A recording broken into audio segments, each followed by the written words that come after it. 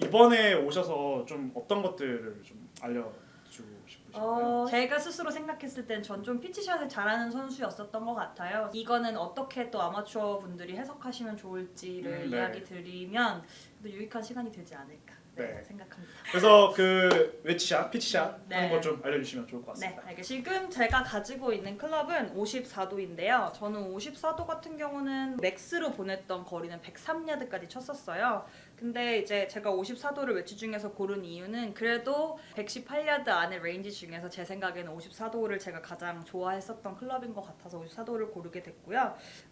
먼저는 웨지샷을 하실 때 특히 아까도 설명드렸던 것처럼 이제 풀스윙을 하는 부분에 대해서는 이렇게 크게 어려움을 느끼지 않지만 이제 거리 컨트롤 할 때 좀 어려움을 느끼시는 분들을 보면은 몇 가지 문제점이 있는데 가장 크게는 일단은 본인이 보내고자 하는 거리에 알맞는 스윙 크기를 알고 있지 못하시다는 점이 첫 번째였던 것 같고요. 그리고 두 번째는 이제 아무래도 스윙 크기를 좀 모호하게 생각하시다 보니까 임팩트 때 전달되는 힘이 좀 일정하지 못했다는 거, 그리고 마지막으로는 템포가 일정하지 못했다는 거인 것 같아요. 사실은 어떻게 보면은 첫 번째, 두 번째, 세 번째 제가 말씀드린 모든 부분이 다 일맥상통하는 부분이기 때문에 다 다르다고 표현할 수는 없지만 그래도 이제 본인이 본인 피치샷 하시는 걸 영상으로 혹시 보게 되시거나 이제 다른 분들이 봐주셨을 때 이 세 가지 문제점 중에 어떤 것에 먼저 포커스를 두면 좋을지 생각하시면 좋을 것 같아서 제가 세 가지로 먼저 나눠서 말씀을 드렸고요.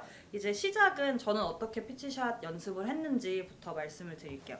저는 어렸을 때 그냥 그렇게 배워서 그런지 항상 피치샷을 할 때 좀 시계를 생각을 많이 했었거든요. 그래서 어떤 분들은 이제 내가 시계를 바라보는 방향으로 생각하시기도 하고 누군가가 나를 바라봤을 때의 시간으로 생각을 하시는 분도 계시기는 한데 예를 들어보면 저 같은 경우는 이제 58도로 백스윙을 3시까지 들었을 때 이제 치고 나서 피니시는 이제 9시까지 항상 돼야 된다는 머리에 공식이 있었거든요. 그러니까 다시 말씀드리면 항상 백스윙 크기랑 팔로우 크기가 대칭이 맞아야 한다는 게 저한테는 가장 중요한 점이었어요. 그렇지만 항상 스윙 크기가 똑같더라도 스윙의 스피드가 달라지거나 힘의 전달이 달라지면 또 공이 나가는 거리가 다르기 때문에 사실은 스윙의 크기를 정하는 것보다 더 중요하다고 생각할 수 있는 게 저는 힘의 전달이라고 생각을 해요. 그래서 스윙의 크기를 정했을 때 어떻게 보면은 내가 이만큼 치니까 이 정도 거리가 가네 라고 막연히 정하는 것도 좋을 수 있지만 저 같은 경우는 그냥 모든 걸 간단하게 하기 위해서 내가 3시, 9시 스윙을 했을 때는 무조건 30야드가 가게 쳐야겠다라고 생각을 해놓고 그냥 그 크기로 30야드가 일정하게 갈 때까지 계속 쳤어요. 그래서 이렇게 힘 전달을 하고 이렇게 템포를 맞추면 30야드가 가는구나 라는 거를 기준점이라고 생각을 하고 그리고 그 다음에 그 백스윙이 12시가 됐을 때 그리고 팔로우 스루가 12시가 됐을 때는 50야드가 가게 쳐야겠다라고 이제 큰 틀을 잡아놓고 3시부터 12시 사이에 위치한 어느 곳에 있는 백스윙은 40야드가 되겠다 이런 식으로 저만의 공식을 세웠었거든요. 그래서 전 항상 연습을 할 때 10야드 정도부터 항상 먼저 시작을 했거든요. 한 번에 올라가는 게 아니고 순차적으로 올라가는 연습을 굉장히 많이 했었던 것 같아요. 또 템포를 연습을 할 때 제가 추천드리는 연습 중에 하나는 그냥 속으로 하나 둘 이렇게 생각하시는 것도 굉장히 좋지만 메트로놈 같은 거 틀어놓으시고 메트로놈에 맞춰서 연습하시는 방법 굉장히 좋거든요. 근데 물론 이제 많은 분들이 계신 연습장에서 메트로놈을 틀어놓게 되면 다른 분들한테 방해가 되긴 하지만 이제 요즘에는 무선 이어폰들도 많이 있기 때문에 그냥 귀로 들으시면서 항상 일정한 연습을 하시면 좀 좋은 것 같고 그래서 사실 드라이버를 굉장히 멀리 치시고 그리고 팝5에서도 좀 버디 찬스를 만들 수 있는 정도의 한 80대 정도 치실 수 있는 핸디캡을 가지고 계시는 분들도 사실 피치샷에서 오히려 더 이렇게 고생을 많이 하시는 경우를 많이 봐서 저는 피치샷 연습하는 게 굉장히 중요하다고 생각을 하고요. 그리고 이렇게 웨지마다 조금 거리가 달라지니까 사실 웨지마다 다 생각하는 게 좀 어려울 수 있겠다라고 생각하실 수도 있지만 사실은 58도, 54도 풀스윙 그리고 54도, 50도 풀스윙 같은 경우는 힘이 정말 좋은 남자 선수들이 아니고서는 저희 같은 경우도 한 10야드 정도 갭밖에 나지는 않거든요. 그래서 사실 그 안에 있는 거는 제 생각에는 컨트롤하기가 그렇게 어렵진 않을 것 같고 58도 같은 경우로 조금 더 세부적으로 나누는 연습을 하시면 좀 더 효과적인 연습하실 수 있을 것 같습니다.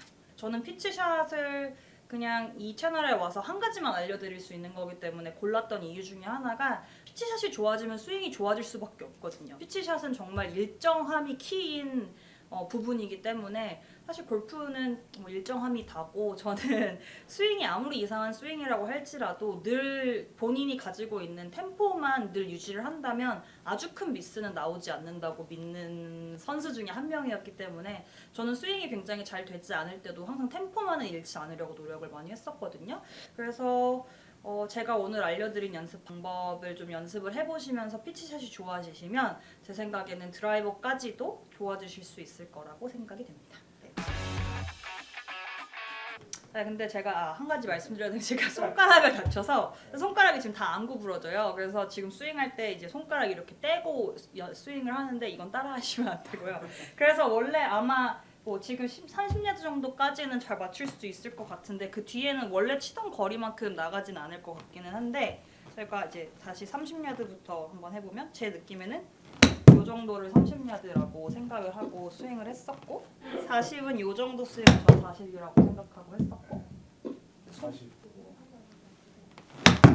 50도는 이 정도. 근데 아마 육안으로 보셨을 때는 많이 스윙이 다르지 않을 거예요. 그래서 제가 아까도 말씀드렸던 것처럼 눈으로 보이는 크기가 중요하다기보다는 내가 가지고 있는 내 스윙의 느낌의 그 기준점이 확실히 있다는 게 중요한 부분인 것 같아요. 지금 이제 풀 스윙을 좀 건너뛰고 보여드릴게요.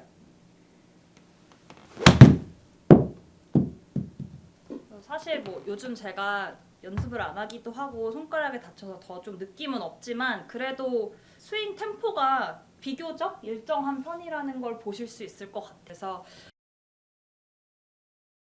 항상 이렇게 똑바로 가는 연습을 하시는 것도 되게 중요하지만 이렇게 일관적인 템포를 갖는다는 거에 좀 더 집중해 보시면 제 생각에는 공이 날아가는 퍼포먼스에도 훨씬 더 좋은 영향을 줄 수 있을 것 같아요.